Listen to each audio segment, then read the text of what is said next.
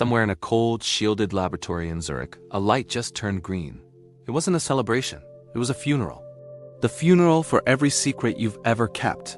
For 50 years, the world's wealth and privacy were guarded by a mathematical fortress called RSA Encryption. It was the gold standard. To break it, the world's fastest supercomputers would have needed 10 billion years. But on January 14, 2026, that fortress didn't just leak. It evaporated. In under 3 minutes, a 5,000-qubit quantum processor did the impossible. This is what insiders call the sovereign point, the moment when digital locks become useless. Your bank accounts, your private medical records, your government's classified blueprints, everything is now visible.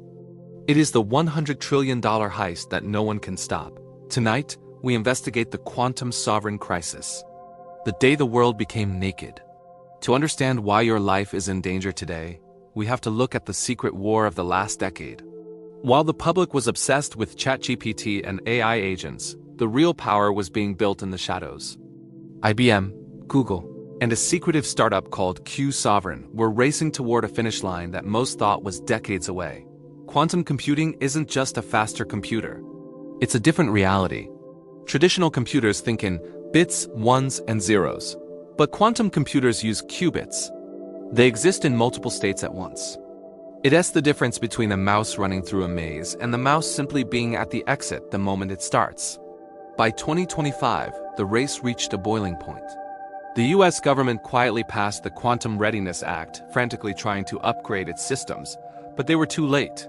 A breakthrough in error correction allowed quantum machines to scale faster than anyone predicted. The quantum sovereign was born a machine so powerful, it makes the world's most powerful supercomputers look like an abacus. Think about your daily life. Every time you buy a coffee, send an email, or check your bank balance, you are protected by a mathematical lock. In 2026, those locks are now made of glass. The global financial system relies on asymmetric encryption. It's the backbone of the $100 trillion global economy. When the Q sovereign point was reached last week, the panic began in the dark pools of Wall Street. If you can break encryption, you can forge signatures. You can move money without a trace. You can de-anonymize every Bitcoin wallet in existence. The very foundation of trust, the thing that makes a dollar, has been compromised. We aren't just looking at a tech glitch. We are looking at the total collapse of the digital social contract. In the first 48 hours of the crisis, an estimated $2 trillion in shadow wealth was moved. No one knows who moved it. No one knows where it went. Because the system that tracks the money is the same system that was just broken. But the danger isn't just about what's happening now. It's about what has already happened. For the last decade, intelligence agencies and hacker collectives have been doing something sinister. They call it HND law: harvest now, decrypt later. They knew this day was coming. For years, they've been stealing and storing trillions of gigabytes of encrypted data that they couldn't read yet. They were waiting for the quantum key, and in January 2026, they finally got it. Every private email you sent in 2018, every sensitive document uploaded to the cloud in 2022, it's all being unlocked right now. Your past is no longer a secret. It's a public record. This is the Great Decryption. It's as if every locked door in history suddenly swung open at the same time. Blackmail is becoming the new global currency. Corporate secrets that were supposed to be hidden for 50 years are being sold on the dark web for pennies. The sovereign point didn't just break the future, it destroyed the sanctity of our past. If money is the first victim, identity is the second. In the quantum era, your biometric data, your face, your fingerprints, your DNA sequence, is just another set of numbers. And those numbers are now crackable. By mid-January 2026, the first quantum-enabled identity thefts began to surface. Hackers aren't just stealing credit cards anymore. They are stealing people. Using quantum-cracked encryption, they can bypass two-factor authentication as if it didn't exist. They can enter your life, sell your assets, and rewrite your digital history before you even wake up. In this new world, how do you prove you are you? The black market for verified human identities has exploded.